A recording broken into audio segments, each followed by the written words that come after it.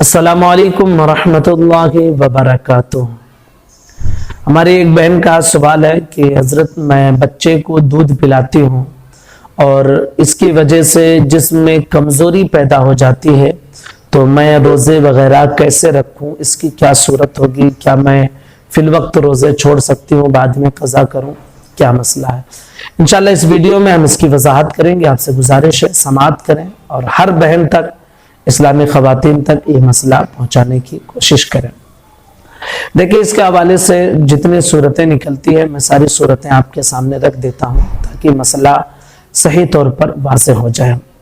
مسئلہ یہ ہے کہ اگر آپ کا بچہ اتنا بڑا ہے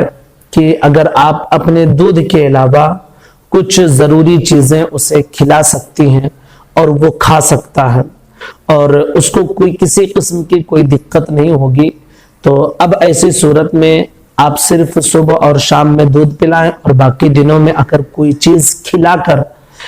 بچے کی بھوک مٹا سکتے ہیں اور بچہ کھا لے نارملی طور پر، کوئی دقت نہ ہو، کوئی پریشانی نہ ہو، تو اب ایسی صورت میں آپ کو چاہیے کہ اس بچے کو آپ باہری چیزیں کھلائیں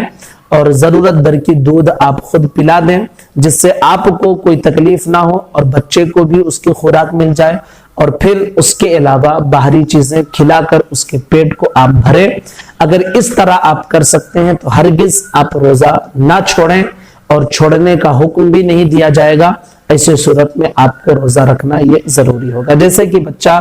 1.5 سال کا یا 1.25 سال کا ہو جاتا ہے، تو اگر 1-2 مرتبہ ماں اسے دودھ پلا دے اور پھر خارجی چیزیں اسے کچھ جو ہے کھلا دے، بسکٹ وغیرہ دودھ میں ملا کر، یا آج کے دور میں سیریلیک وغیرہ آتا ہے، اگر وہ پلا دیں، کھلا دیں تو بچے کی بھوک مٹ جاتی ہے، تو اب ایسی صورت میں روزہ توڑنے کا یا روزہ چھوڑنے کا حکم نہیں دیا جائے گا۔ آپ روزہ رکھیں اور اس کی بھوک کو اس طرح مٹائیں، آپ کا بھی کام ہو جائے، بچے کا بھی کام ہو جائے۔ اگر بچہ اس طرح ہے، اتنا چھوٹا ہے جیسے 3 مہینے یا 4 مہینے کا ہے یا 5 مہینے کا ہے،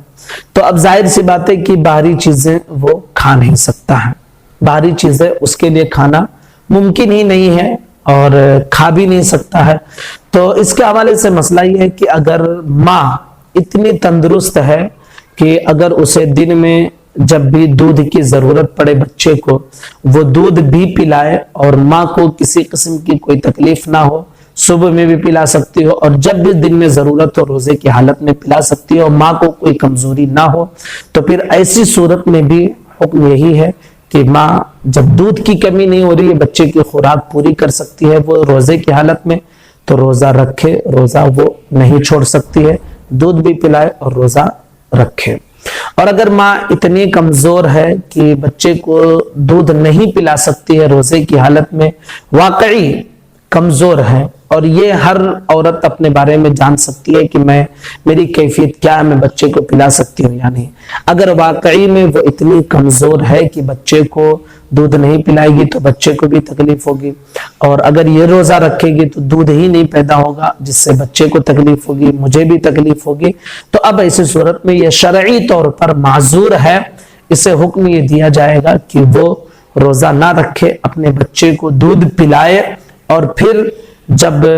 ضرورت پوری ہو جائے بعد میں اس روزے کی وہ قضا کر لے، معاف نہیں ہے، بہرحال بعد میں وہ اس کی قضا کرے گی۔ تو یہ ساری صورتیں ہیں۔ اب ہر بہن، ہر ماں اپنے حوالے سے یہ متعین کر سکتی ہے کہ میری سچویشن کیا ہے، میں اپنے بچے کو باہری چیز کھلا سکتی ہوں یا نہیں، اپنے دودھ سے میں اس کی ضرورت کو پوری کر سکتی ہوں یا نہیں۔ یہ ساری چیزیں ہر اسلامی خاتون اپنے اعتبار سے